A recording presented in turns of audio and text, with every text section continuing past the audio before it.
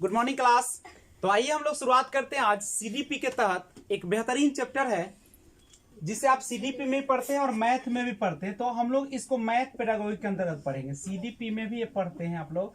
देखिए दोनों में अंतर थोड़ा सा हो जाता है। सीडीपी में पढ़ते हैं तो वहां पे औपचारिक अनौपचारिक अर्थ कुछ और हो जाता है और मैथ में उसका अर्थ कुछ और हो जाता है। ध्यान दीजिए क्या होता है। सबसे पहले हम लोग जानते हैं औपचारिक, अनौपचारिक और मूल्यांकन। लेकिन सब जो है से आधारित है किस पर? मूल्यांकन पर नहीं, जिसको इंग्लिश में आप इवैल्यूएशन कहते हैं।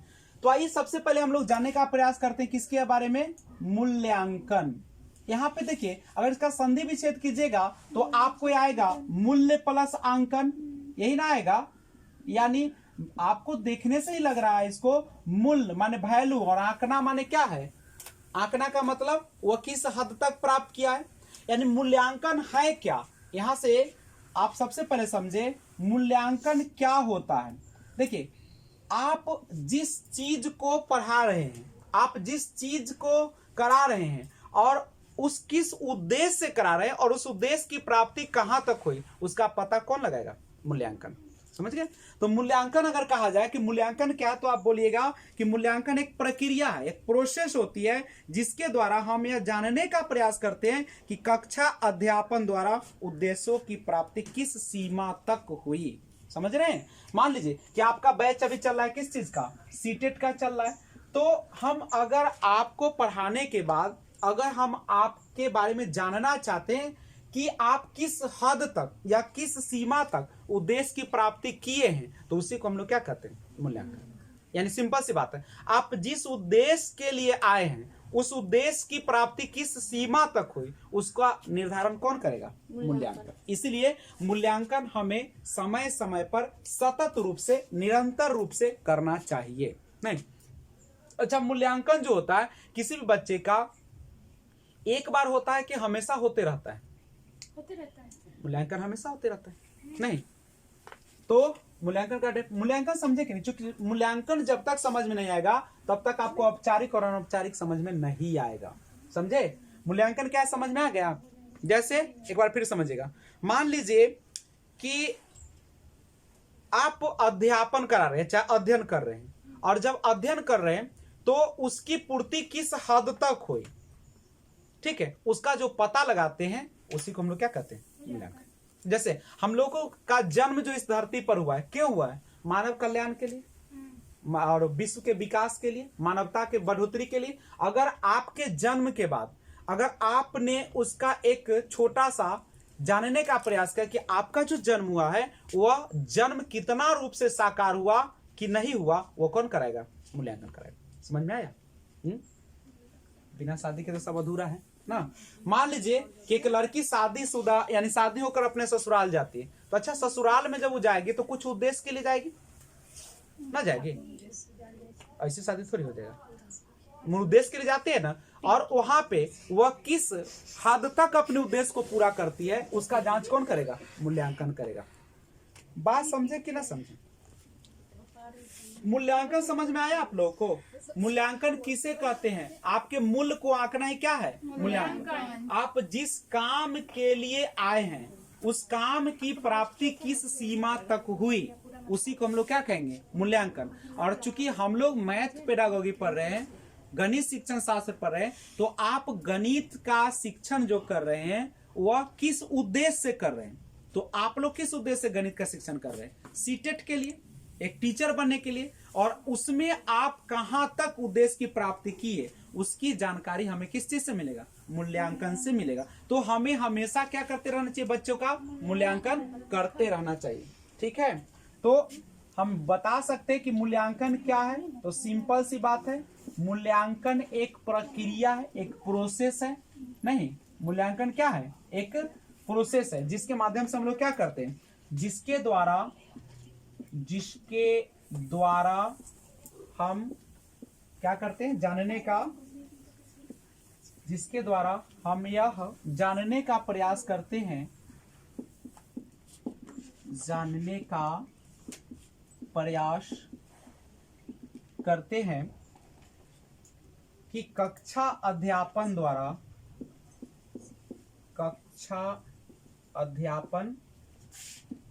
द्वारा उद्देश्यों की प्राप्ति, उद्देश्यों की प्राप्ति किस सीमा तक हुई, यही जो बताएगा उसी को हम लोग क्या कहेंगे, मूल्यांकन कहेंगे। नहीं, करेक्ट है। उसके बाद समझिएगा, मूल्यांकन के बारे में बहुत सारी बातें हैं। अब कोई भी जब मूल्यांकन होता है तो उसके 3 सोपान होता है, ठीक है। मूल्यांकन के कितने सोपान होते हैं? 3 सोपान होते हैं। सोपान का मतलब क्या होता है? स्टेप जिसको बोलते हैं ना। तो मूल्यांकन के 3 सोपान हैं। अब कौन कौन सोपान है इसके बारे में समझिए। 3 सोपान होता है, जिसमें पहला है, सबसे पहला जो होता है, शिक्षण उद्देश्यों का निर्धारण। शिक्षण उद्देश्यों का निर्धारण एवं परिभाषीकरण। देखो यहाँ पे, तो मूल्यांकन के 3 सोपान, ये 3 स्तरों से होकर गुजरता है। पहला, शिक्षण उद्देश्यों का निर्धारण। सबसे पहले आप पढ़ाने के लिए आए हैं, आप टीचर के रूप में, तो सबसे पहले आपको क्या क्लियर होना चाहिए? उद्देश्य, कि आप क्या पढ़ा रहे हैं और कौन चीज के लिए पढ़ा रहे हैं। बच्चा को जब आप आए हैं, मान लीजिए कि स्कूल में गए हैं, तो उसको निर्धारित कीजिए ना कि आप बच्चे को पढ़ा तो क्या बनाने के लिए पढ़ा रहे हैं, उसी उद्देश्य से करिएगा।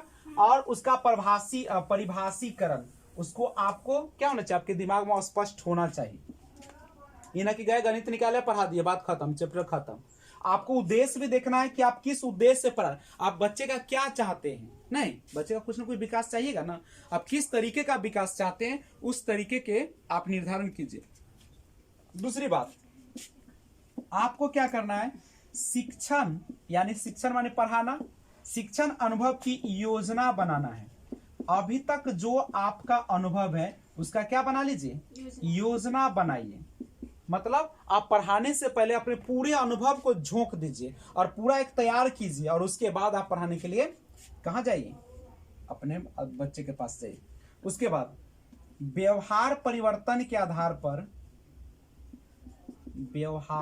व्यवहार में परिवर्तन ही क्या कहलाता है, पता है ना आप लोगों को? मनोविज्ञान कहलाता है। व्यवहार में परिवर्तन क्या कहलाता है? मनोविज्ञान में किसका अध्ययन किया जाता है? व्यवहार का। अब व्यवहार में परिवर्तन जो होता है वही हम लोग का विकास का एक स्तंभ होता है ना। तो व्यवहार परिवर्तन के आधार पर, व्यवहार परिवर्तन के आधार पर मूल्यांकन करना। समझ गए? आप बच्चे का मूल्यांकन किस चीज के आधार पर कीजिएगा? उसके व्यवहार के परिवर्तन।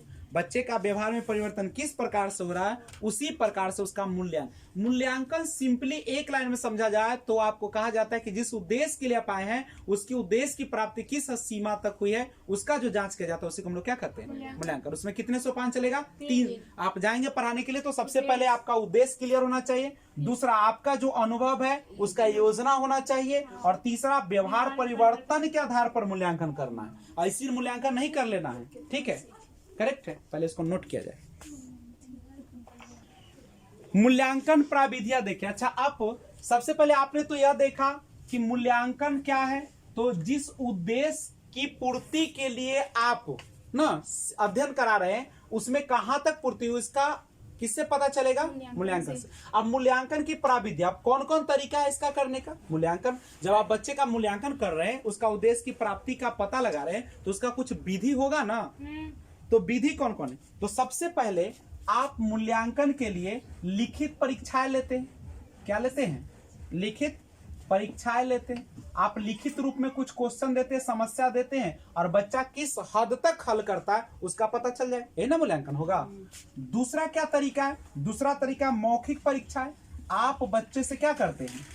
पढ़ाने के बाद आप उससे पूछताछ करते हैं, नहीं, यानी मौखिक रूप से आप उससे सवाल जवाब करते हैं और बच्चा उसका किस हद तक जवाब देता है पता चल जाता है, ये भी मूल्यांकन। तीसरा इसका प्रयोगात्मक परीक्षा है। प्रयोगात्मक माने क्या होता है? करके दिखाना। बच्चे को के सामने आप प्रैक्टिकल रूप में आते हैं और बच्चे को वह करने के लिए कहते हैं, नहीं, तो यह प्रैक्टिकल, यानी प्रयोगात्मक परीक्षा। उसके बाद होता है निरीक्षण। निरीक्षण समझते हैं, बच्चे के पर ऑब्जर्व करते हैं, उसका निरीक्षण करते हैं, उसके व्यवहार में परिवर्तन को चेक करते हैं, वह किस हद तक आगे बढ़ा है इसका देख करते हैं। नहीं, उसके बाद होता है एक साक्षात्कार। आप बच्चे को सामने बैठाते हैं और उससे संबंधित प्रश्न करते हैं तत्काल। नहीं, और छठा जो इसका तरीका है वह होता है चेक लिस्ट। चेक लिस्ट समझते हैं क्या होता है? चेक लिस्ट, चेक या कहीं पे चेक लिखा रहता है। चेक लिस्ट क्या रहता है? जैसे यहाँ पे रहेगा, इस तरीके से लिखा रहता है, आपको केवल सही गलत मारना होता है। ठीक है, जैसे मान लीजिए यहाँ पे लिखा है आम के बारे में हमको जवाब देना है, आम लाल होता है या पीला होता है? तो बोलेगा ओ लाल होता है, में लिखा रहेगा लाल, एमें रहेगा पीला, एमें रहेगा काला। ये ना चेक लिस्ट है। बच्चा सप्ताह में कितने दिन स्नान करके आता है? यहाँ पे रहेगा 2 दिन, 3 दिन, 4 दिन। ठीक है, सॉरी नहीं ऐसे नहीं रहेगा। तो दिन भर में कै दिन स्नान करता है, कै बार करता है, तो ये चेक लिस्ट है ना, है। ठीक है, तो चेक लिस्ट का मतलब क्या है? चेक बना हुआ है, पूरा लिस्ट बना हुआ है, और उसी में क्या करना है? टिक आउट करना है। बच्चा कै दिन आया, कै दिन नहीं आया, नाखून कै दिन साफ किया, कपड़ा कैसा पहना, ठीक है, नाक में फेदर कै दिन लगा के नहीं आया, चाहे आया, माने ये सब जो है चेक लिस्ट है। सब क्या है? Check list. और अगला होता है अभिलेख। अभिलेख का मतलब, अभिलेख माने कुछ लिखा रहता है, उसी से आप लोग क्या करते हैं?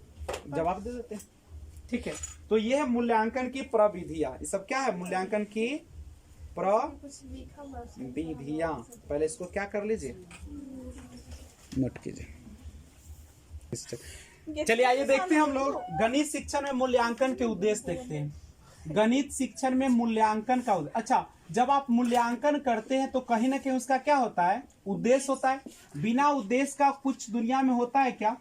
हर चीज में कुछ ना कुछ क्या होता है? उद्देश्य होता है। सबसे पहले देखिएगा मूल्यांकन में क्या उद्देश्य है। तो मूल्यांकन का उद्देश्य है पाठ्यक्रम में आवश्यक, पाठ्यक्रम जो होता है, पाठ्यक्रम में आवश्यक संशोधन करना। ये किस माध्यम से करते हैं? आवश्यक संशोधन करना। देखिए, बच्चे के जो होता है मूल्यांकन के आधार पर किस हद तक सीखा या क्या दिक्कतें हैं, उसके आधार पर पाठ्यक्रम में क्या होता है? आवश्यक संशोधन करते रहते। करते हैं कि नहीं करते हैं? जो आज से 15 साल पहले जो किताब था, क्या वही किताबें अभी भी स्कूली शिक्षा में चल रहा है? गणित का नहीं चल रहा। उसमें क्या हो चुका है? अब सब परिवर्तन हुआ है, संशोधन। तो ये क्या है? उसके बाद मूल्यांकन का उद्देश्य एक चीज है, और परीक्षा प्रणाली में सुधार करना।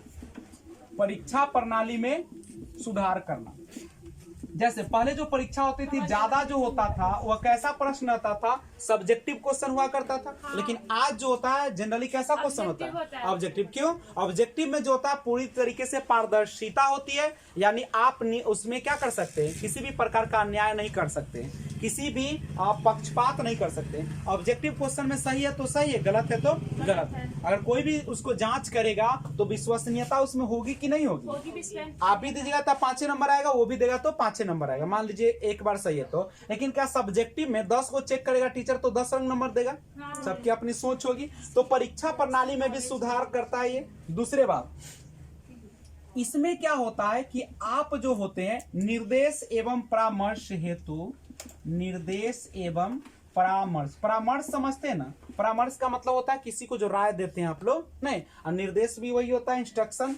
उचित अवसर प्रदान करना, उचित अवसर प्रदान करना, ये किसके माध्यम से होता है? मूल्यांकन के माध्यम से। तो मूल्यांकन का उद्देश्य क्या हुआ? सबसे पहला हुआ पाठ्यक्रम में आवश्यक संशोधन करेगा, परीक्षा प्रणाली में सुधार करना, निर्देश एवं परामर्श हेतु उचित अवसर प्रदान करना, ये है। नहीं, उसके बाद जो अध्यापक है, जो शिक्षण का काम करा रहा है, यानी अध्यापकों की कार्य कुशलता एवं सफलता का मापन, ये सब किसके माध्यम से होगा? यानी बच्चे का जब आप मूल्यांकन कर रहे हैं तो उससे न केवल बच्चे का मापन हो रहा है बल्कि शिक्षकों का भी मापन हो रहा है। अगर बच्चा सही ढंग से नहीं लिख पा रहा है, इसका मतलब है कि टीचर में कुछ न कुछ क्या है? कमी। उसको क्या करना चाहिए? दूर करना चाहिए। इसके बाद बालकों के व्यवहार संबंधी, बालकों के व्यवहार संबंधी परिवर्तन की जांच करना, ये कौन करेगा? परिवर्तन की जांच करना, ये भी होगा मूल्यांकन से। किससे होगा? मूल्यांकन से। मूल्यांकन से क्या होगा? बालकों के व्यवहार संबंधी परिवर्तन भी क्या हो जाएगा? जांच हो जाएगा, दिख जाएगा। उसके बाद और है कि बालकों की जो कमजोरी है, बालकों की जो कमी है, बालकों की कमी का पता लग जाता है। नहीं, पता लगाने में भी किसका प्रयोग किया जाएगा? मूल्यांकन का इसका उद्देश्य है। इसका और उद्देश्य क्या है? तो नवीनतम, यानी नया नया जो पढ़ाने का क्या आया है, मेथड सब आया है, उसको भी हम लोग क्या करते हैं? यूज करते हैं। नवीनतम एवं प्रभावी, ठीक है, शिक्षण विधियों का खोज करना, शिक्षण विधियों का खोज करना, शिक्षण विधियों का कौन चीज करना? खोज करना। यानी बच्चे को हमेशा एक सरल और लचीलापन रास्ता देना है, जो कि पता होगा किसके? मूल्यांकन से। इसीलिए हम लोग बच्चे का क्या करते हैं? मूल्यांकन करते हैं। और लास्ट इसका देखते हैं। और उसके बाद होता है, और क्या हो सकता है? बालकों के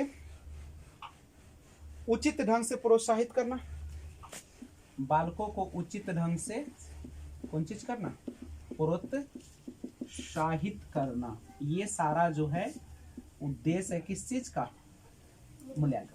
तो मूल्यांकन हम लोग इसलिए करते हैं ताकि बालकों की अधिगम कठिनाइयों का भी पता लग जाए, विभिन्न श्रेणियों में वर्गीकरण कर सकते हैं, प्रचलन, शिक्षण विधि और पाठ्य पुस्तकों की क्या कर ले? जांच करके उनमें कौन चीज करना? अपेक्षित करना, और बालकों की व्यक्तिगत एवं सामाजिक आवश्यकताओं की पूर्ति हेतु भी जानकारी प्रदान करेगा, और निदानात्मक और उपचारात्मक शिक्षण पर भी बल देगा। सबसे इंपॉर्टेंट है निदानात्मक और उपचारात्मक शिक्षण पर बल देना। ठीक है, कमी क्या है और उसको कैसे ठीक किया जाएगा, तो पहले इसको नोट किया जाए। ध्यान दीजिए, शिक्षा में मूल्यांकन के लक्षण देखा जाए। शिक्षा में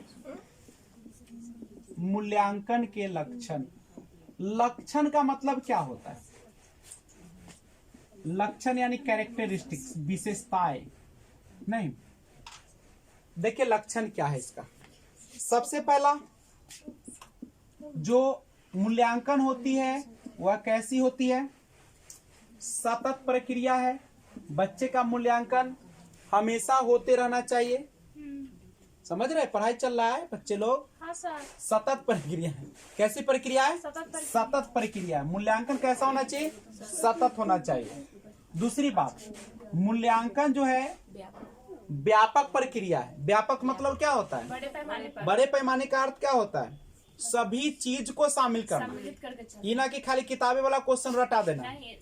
आपके रोजमर्रा के जीवन, आसपास के जीवन, ठीक है, चहुमुखी विकास, उसका मानसिक, सामाजिक, आर्थिक, राजनीतिक जितना है, संवेगात्मक, भाषाई, चारित्रिक, शारीरिक, सब संवेगात्मक, सभी को शामिल कर लेना है। ठीक है, मूल्यांकन में। तीसरा है इसका बाल केंद्रित। मूल्यांकन कैसा होना चाहिए? बाल केंद्रित करने का अर्थ क्या है? बालक को ध्यान में रखकर मूल्यांकन करना है। ठीक है, और उसके बाद उपचारात्मक, बच्चे में जो कमी है उसको क्या करना है? दूर करना है। और मूल्यांकन में ये भी आपका महत्वपूर्ण होता है, शिक्षण विधि। आप किस तरीके से पढ़ा रहे, कौन सी विधि अपना रहे, यह भी क्या करता है? बहुत बड़ा मायने रखता है। समझे? तो इसको पहले क्या किया जाए? नोट किया जाए। अच्छी परीक्षाओं के लक्षण हम लोग देखेंगे। अच्छी परीक्षा आप किसको कहते हैं? सबसे पहले विश्वसनीयता होना चाहिए। विश्वसनीयता का मतलब क्या होता है? विश्वास होना चाहिए, यही ना? कौन चीज पर विश्वास होना चाहिए? मूल्यांकन पर। दूसरा होता है वैधता। वैधता का मतलब वैलिडिटी। कोई भी उसको जांच करे तो क्या होना चाहिए? एक ही रंग से आना चाहिए, वैध होना चाहिए। तीसरा होता है वस्तुनिष्ठता। वस्तुनिष्ठता मतलब ऑब्जेक्टिव, 4 ऑप्शन रहता है जिसमें कोई भी बच्चा बनाएगा तो सही आंसर लगाएगा, नहीं तो उससे क्या होगा? उसमें सटीकता रहेगी। विभेदीकरण, डिस्क्रिमिनेशन नहीं होता है, वही ना? ऐसा नहीं कि बच्चों से में क्या हो जाए? भेदभाव हो जाए। कठिनाई स्तर, हम लोग बच्चे के कठिनाई स्तर के अनुसार बनाते हैं। उसके बाद व्यापकता, उसमें सारे चीजों का ऐड कर लेते हैं, समाहित किया जाता है।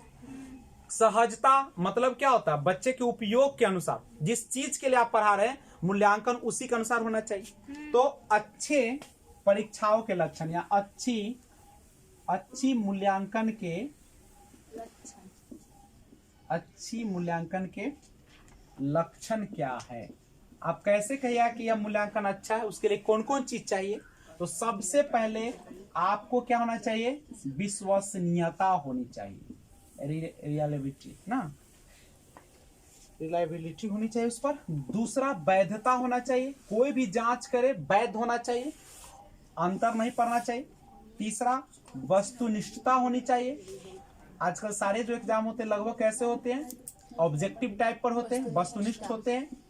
चौथा विभेदीकरण, डिस्क्रिमिनेशन नहीं होना चाहिए। क्या बच्चों में होना चाहिए, सवाल ऐसा होना चाहिए जो सबको एक समान रूप से दिया जाए ना। और उसके बाद कठिनाई स्तर, बच्चे का सवाल जो होना चाहिए कैसा होना चाहिए मूल्यांकन का, उसके कठिनाई स्तर के अनुसार, जिस लेवल का है बच्चा उसी के अनुसार बनना चाहिए। और उसके बाद व्यापकता होनी चाहिए, सभी चीजों को उसमें क्या करना चाहिए, प्रश्न में समाहित करना चाहिए। और सहजता होना चाहिए, आपके उपयोगिता के अनुसार होना चाहिए। ठीक है, आपके जीवन में इसका उपयोग है कि नहीं है, अगर नहीं है तो फिर उस तरीके का प्रश्न शामिल नहीं करना चाहिए। तो ये है आपके अच्छी परीक्षाओं के लक्षण। आइए देखते हैं मूल्यांकन के प्रकार। मूल्यांकन के प्रकार ध्यान दीजिएगा बच्चे लोग।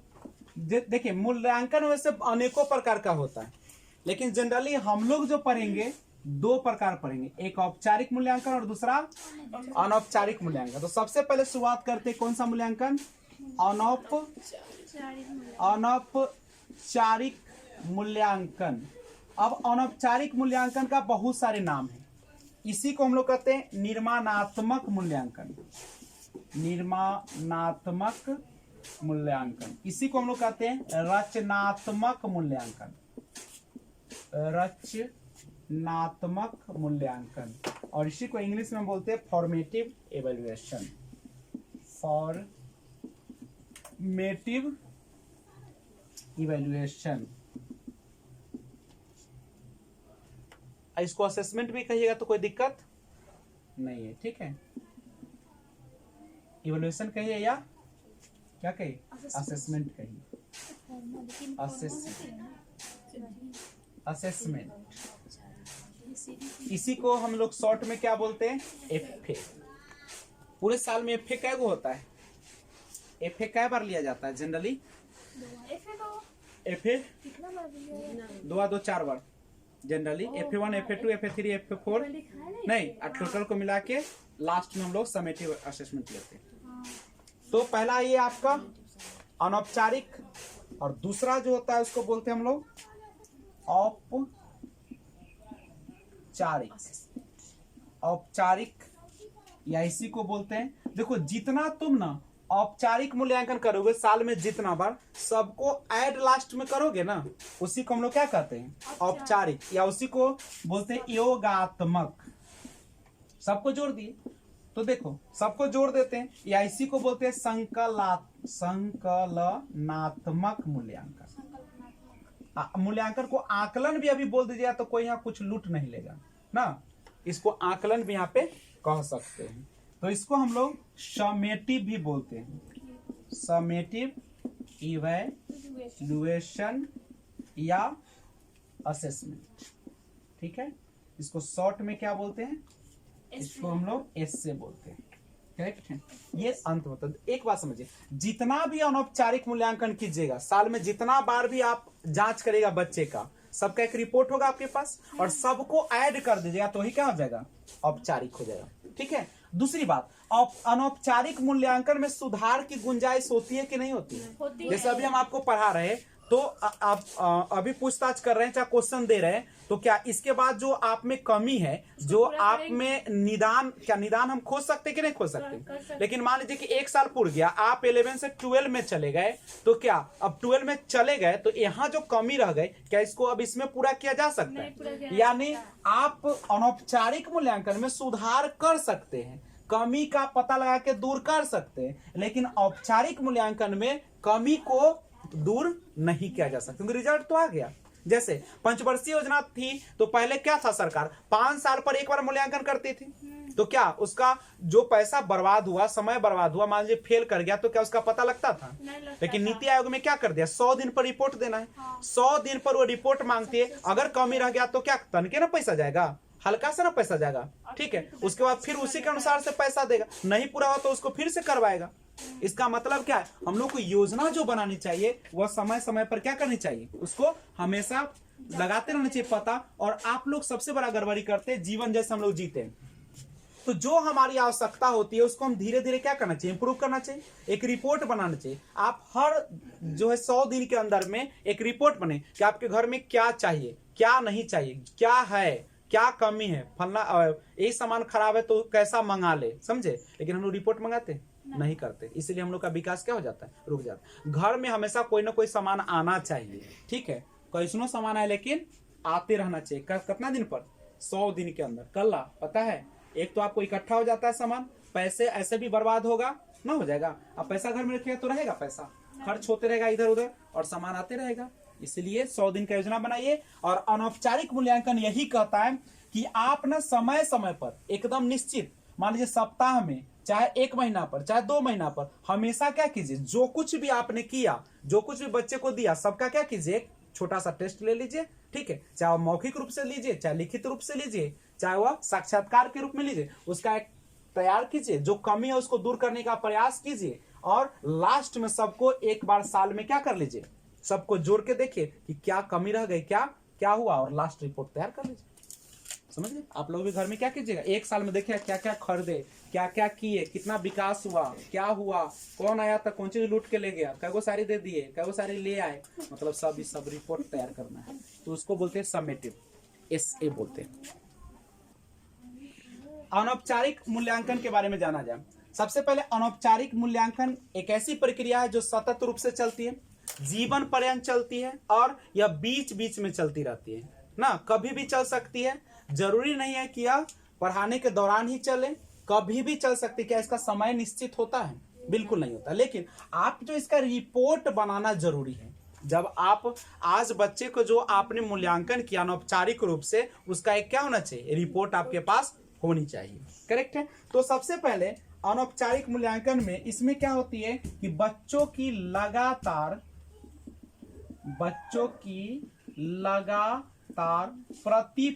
प्रतिपुष्टि समझते हैं। आप कुछ फीडबैक, यानी आप कुछ पूछते हैं, उसका उस तरफ से जवाब आता है, देना होता है, या बच्चे पूछते हैं और आप उसका क्या देते हैं, जवाब देते हैं। तो बच्चे के प्रतिपुष्टि के लिए निर्माणात्मक मूल्यांकन, निर्माणात्मक बोले तो यही कौन सा, इसी को हम लोग क्या कहते हैं, अनौपचारिक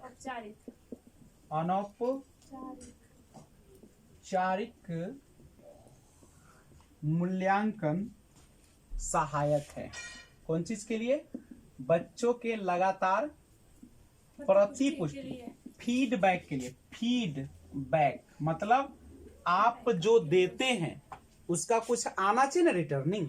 आप जैसे आज हम पढ़ा रहे हैं, चैप्टर का नाम है औपचारिक एवं अनौपचारिक मूल्यांकन। तो जो हम पढ़ाए आपने कितना ग्रहण किया, नहीं, या मैं जो पढ़ाया उस पर आपने कितना सृजन किया, आपने सोचा, वो फीडबैक आना चाहिए कि नहीं आना चाहिए, प्रतिपुष्टि आना चाहिए। तो अनौपचारिक मूल्यांकन क्या होता है, बच्चों के लगातार प्रतिपुष्टि के लिए सहायक है।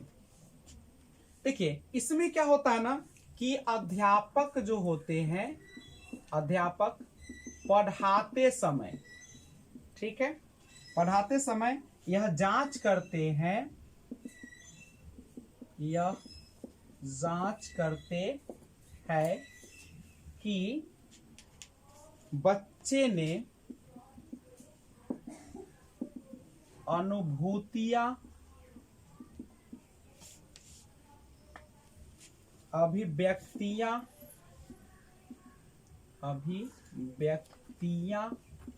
माने जो व्यक्त किया, और ज्ञान को कितना ग्रहण किया है ना। शिक्षक यही ना करेगा कि आपने कितना अनुभूति किया, उसको पाया, उसको व्यक्त किया, और ज्ञान को कितना ग्रहण किया, ऑब्जर्व किया, नहीं, या आपने उसको प्राप्त किया, यही सब पता चलता है कौन चीज से? अनौपचारिक मूल्यांकन से। दूसरी बात, यह जो होता है अनौपचारिक मूल्यांकन पाठ के या किसी सत्र के बीच बीच में किया जाता है। नहीं, यानी जैसे कोई भी चीज चल रहा है ना, अध्यापन और अध्ययन का जो काम चल रहा है उसके बीच में, क्या इसका समय निश्चित होता है? नहीं। या कभी भी हो सकता है, किसी भी समय हो सकता है? नहीं, किसी भी रूप में हो सकता है। करेक्ट है। तो ये है आपका कौन चीज? अनौपचारिक मूल्यांकन। अब देखो, कोई भी मूल्यांकन होगा तो उसका कुछ ना कुछ तो विशेषताएं होगी। नहीं, तो अनौपचारिक मूल्यांकन का भी क्या होती है? कुछ ना कुछ विशेषताएं होती। तो पहला विशेषता जान लीजिए, इसमें क्या होता है? इसमें जो होता है कि बच्चों, ठीक है, और अध्यापक, बच्चों और अध्यापक दोनों की क्या हो जाती है? प्रतिपुष्टि होती है। मतलब बच्चा भी टीचर से जो संशय होता है उस पर प्रश्न करके पूछ लेता है, और शिक्षक भी बच्चा से क्या करता है? यानी ज्ञान का प्रवाह दोनों तरीके से होता है। किसमें? अनौपचारिक मूल्यांकन। तो ये कहीं न कहीं काफी फायदेमंद होता है, नहीं? और ये होना चाहिए, ठीक है। और यह अधिक से अधिक, यह जो होता है अधिक से अधिक अधिगम करने में क्या होता है? सहायक होता है। अधिगम करने के लिए होता है, अधिगम करने के लिए सहायक होता है। इसमें ज्यादा बच्चा सीखता है, क्योंकि दोनों का प्रतिपुष्टि होता रहता है, फीडबैक पता चलते रहता है। यह जो होता है अनौपचारिक, यह कैसा होता है? निदानात्मक एवं उपचारात्मक होता है। मतलब यह है कि इसमें कमी का पता भी चल जाता है और उसका उपचार भी हो जाता है, कमी को दूर भी कर लेते हैं। चूंकि अभी तो चल रहा है ना, अंत थोड़ी हुआ है। जैसे आदमी समाप्त हो जाए तो उस पर कोई सुधार हो सकता है? नहीं। अभी तो ये बीच में है, अभी रोगिया है तो रोगिया को तो हम लोग इलाज कर ही लेंगे ना, ठीक है। और यह कैसा आकलन है? तो कहता है कि यह आंतरिक आकलन है। आंतरिक आकलन माने समझते हैं, यह आकलन कहाँ पे किया जाता है? आंतरिक आकलन है, यह जो होता है कक्षा के अंदर होता है, कक्षा के अंदर चलता रहता है ना। करेक्ट है। हाँ।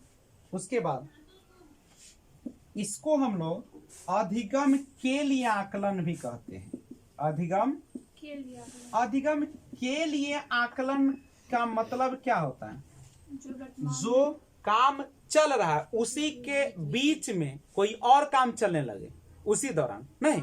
तो उसी को हम लोग क्या कहते हैं? अधिगम के लिए आकलन। जैसे अभी हम पढ़ा रहे हैं और आपसे प्रश्न भी करते हैं कि बताइए सीटेट पास करने के बाद आप करेंगे तो क्या करें? तो ये जो बीच का मामला आया, यह सब क्या है? अधिगम के लिए आकलन। लेकिन जब आप अंत कर देंगे, जैसे मान लीजिए आप टीचर बन चुके हैं, तब अगर हम पूछेंगे नहीं, तो वो क्या होगा आपका? अधिगम। जैसे मान लीजिए यहाँ पर पढ़ लिया, आप घर चले गए और तब यहाँ के बारे में बात कर रहे हैं, तो वो क्या हो जाएगा? अधिगम का समाप्त हो गया तब।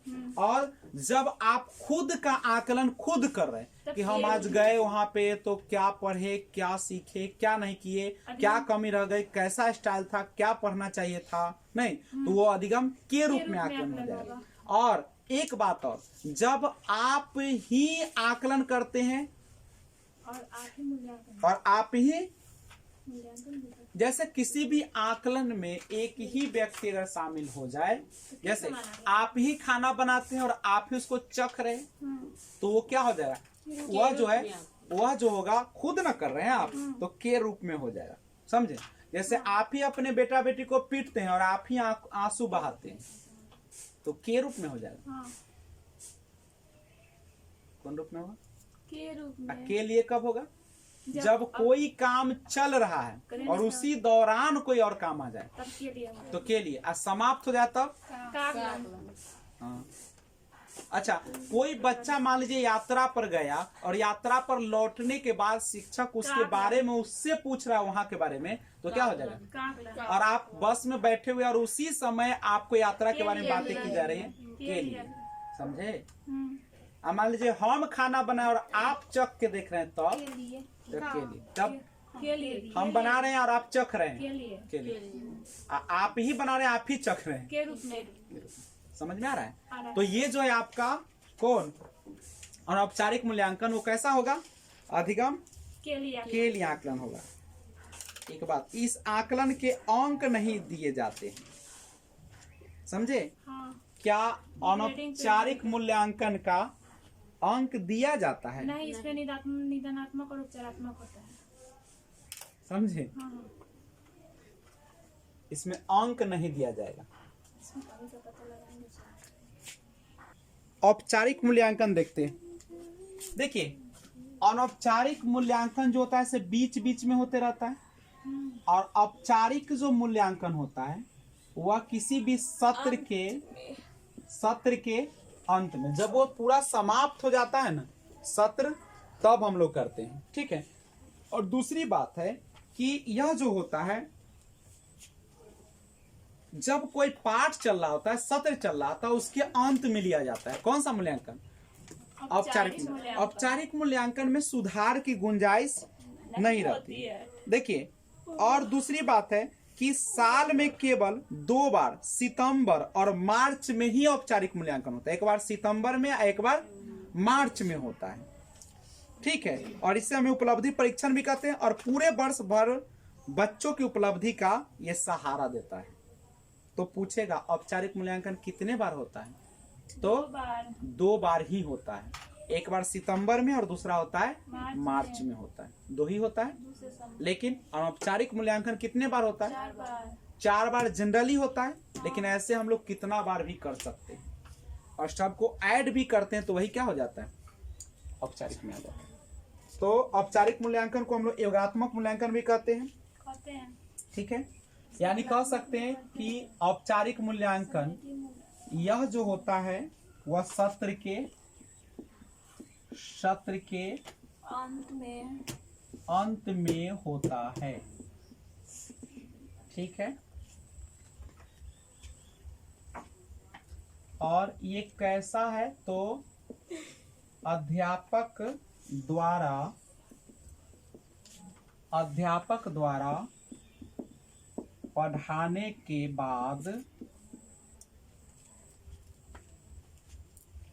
यह देखना कि बच्चों ने ज्ञान को किस हद तक ग्रहण किया है, ज्ञान को किस हद तक ग्रहण किया है, इसका पता किससे चलेगा? औपचारिक मूल्यांकन में। यह साल में 2 बार, सितंबर और मार्च में होता है। सितंबर और मार्च में होता है। इसे उपलब्धि परीक्षण भी कहते हैं। उपलब्धि परीक्षण भी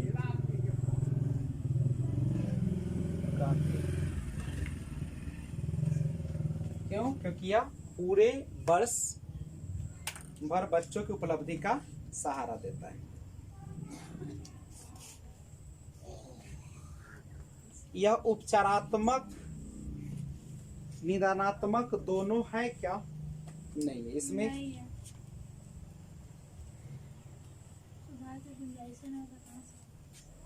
एक मिनट रुको ना। ध्यान दीजिए, औपचारिक मूल्यांकन क्या होता है आपको पता चल गया कि सत्र के कहाँ होता है?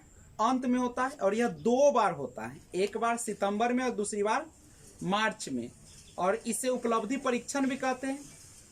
इसकी विशेषता यह है कि औपचारिक शिक्षा योजनाबद्ध और व्यवस्थित ढंग से प्रदान की जाती है। ब्रेक लगा देगी। औपचारिक शिक्षा कृत्रिम और जीवन के वास्तविक अनुभवों से भिन्न होती है, और औपचारिक शिक्षा जो होता है मुख्य रूप से शिक्षण संस्थानों द्वारा प्रदान की जाती है। लेकिन हम लोग पढ़ रहे हैं औपचारिक मूल्यांकन, और ये थोड़ा सा हमने किसके बारे में बता दिया, औपचारिक शिक्षा के बारे में। तो आइए देखिए, औपचारिक मूल्यांकन सिंपल सा समझिएगा कि यह 2 बार ली जाती है, और इसके बाद सुधार की कोई गुंजाइश नहीं होती है, और किसी भी सत्र के अंत में या किसी पाठ के अंत में इसको लिया जाता है। किसको? औपचारिक मूल्यांकन को। नहीं, अब एक बात समझिएगा, जो औपचारिक मूल्यांकन होता है उसको विद्यार्थी के गुणात्मक मूल्यांकन से भी जानते हैं। यानी हम कह सकते हैं कि जो औपचारिक मूल्यांकन है, औपचारिक मूल्यांकन, इसको हम लोग क्या कहते हैं, विद्यार्थियों के गुणात्मक मूल्यांकन, विद्यार्थियों के गुणात्मक या, ठीक है, गुणात्मक या योगात्मक, नहीं, योगात्मक मूल्यांकन से संबंधित है। मतलब क्या है कि जो भी आप अनौपचारिक मूल्यांकन करते हैं उन सब को योग निकाल के औपचारिक मूल्यांकन कर लेते हैं, नहीं, ठीक है। और ये 2 बार करते हैं हम लोग साल में, जिसको हम शॉर्ट में FA1 और FA2 के नाम से भी जानते हैं, ठीक है। अब यहाँ से आइए, औपचारिक मूल्यांकन आप लोग करते हैं तो कैसे करते हैं, औपचारिक मूल्यांकन करने का तरीका क्या है। तो देखिए, जो औपचारिक मूल्यांकन होता है, बच्चे का जब औपचारिक मूल्यांकन आप लोग करेंगे तो उसको करने के लिए हम लोगों को निम्न तरीका अपनाना चाहिए। कौन कौन तरीका है समझिए। पहले सबसे पहले बच्चे का हम लोग क्या करते हैं, परीक्षण करते हैं। परीक्षण मतलब क्या लेते हैं, टेस्ट लेते हैं, ठीक है। दूसरा क्या करते हैं, जांच सूची। जांच सूची मतलब समझते हैं चेक लिस्ट जिसको आप लोग बोलते हैं।